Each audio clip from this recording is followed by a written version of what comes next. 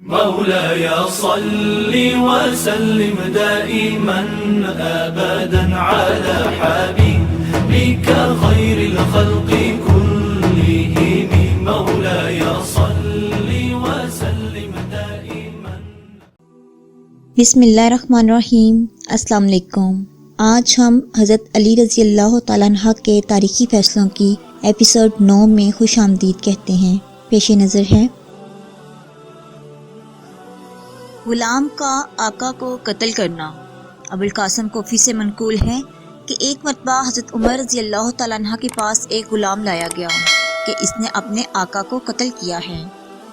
حضرت عمر رضی اللہ تعالیٰ عنہ نے غلام سے پوچھا کہ تو نے اپنے آقا کو قتل کیا ہے؟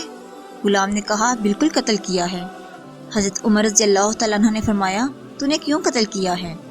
غلام نے کہا بات یہ ہے کہ اس نے اپنے مالکانہ حقوق سے ناجائز فائدہ اٹھاتے ہوئے مجھے دبوچ کر خلاف فطرت بدفعلی کی تھی. حضرت عمر رضی اللہ تعالیٰ عنہ نے حکم دیا کہ اسے قتل کر دیا جائے.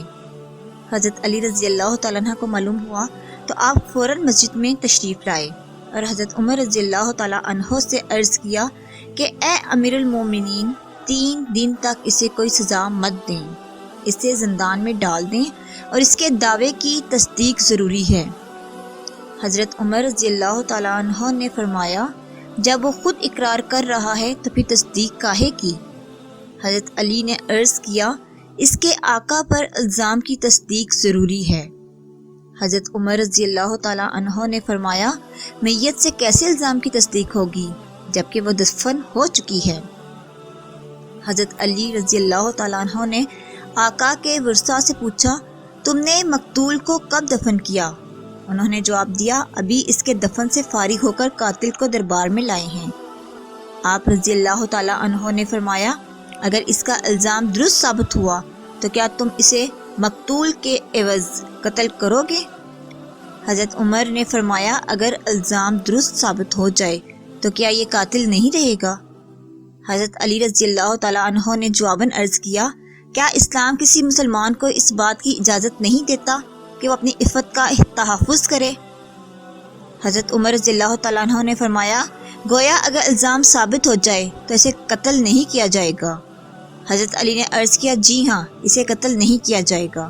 حضرت عمر نے فرمایا اب میت سے الزام کیسے ثابت ہوگا؟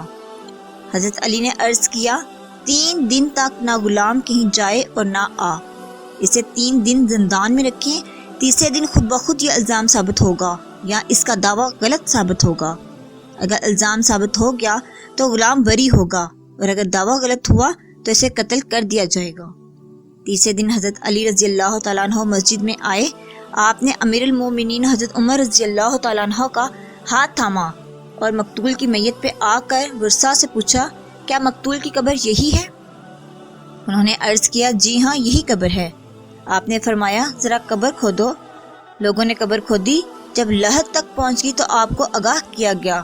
آپ نے فرمایا میت کو قبر سے باہر نکالو.